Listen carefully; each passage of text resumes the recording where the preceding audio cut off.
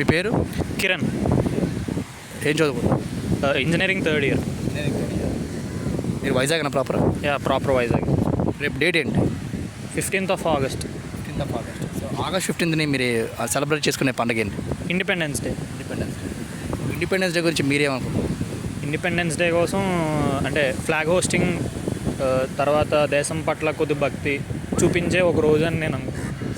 ఇప్పుడున్న జనరేషన్ అందరూ కూడా ఇండిపెండెన్స్ డే మీద సిన్సియర్గా ఉన్నారంట.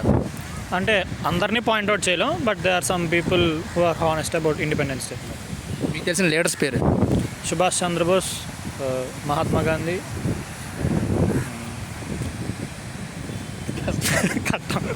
So okay.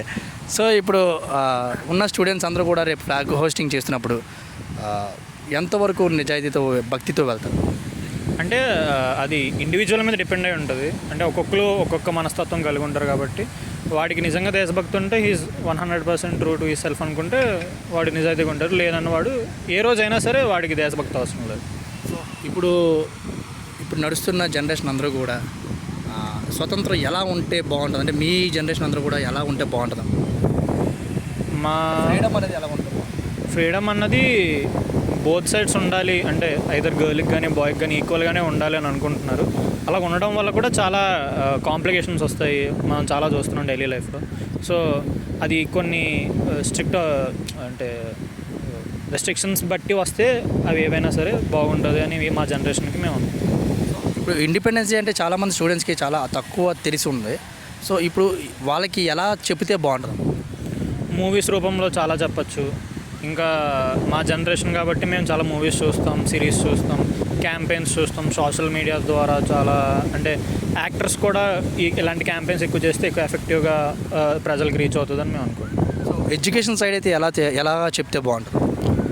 ఎడ్యుకేషనల్ సైడ్ ఇప్పుడు జనరల్గా మనం స్టార్టింగ్ మార్నింగ్ కాలేజ్ కానీ ఇలా స్కూల్ కానీ వెళ్ళి మనం చిన్నప్పటి నుంచి చూస్తున్నాం. ప్రేయర్స్ అవి చేయించినప్పుడు నేషనల్ అంత మధ్య చదివిస్తుంటారు, పాడిస్తుంటారు. సో ఇప్పుడు వాళ్ళకి ఇలాగుంటేనే కరెక్టా లేకపోతే మారాలనుకుంటున్నాను?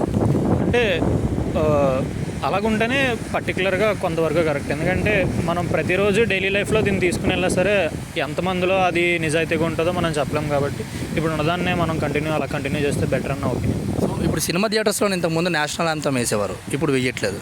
దానికి మీరు ఎలా సపోర్ట్ ఇస్తారు? నేను పర్సనల్గా వెయ్యాలని అనుకుంటున్నాను.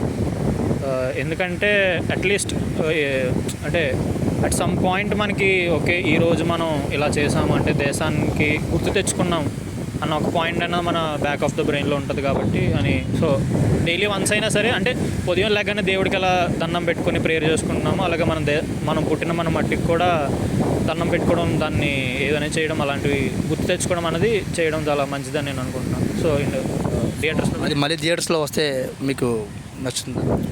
Obviously. Thank you very much.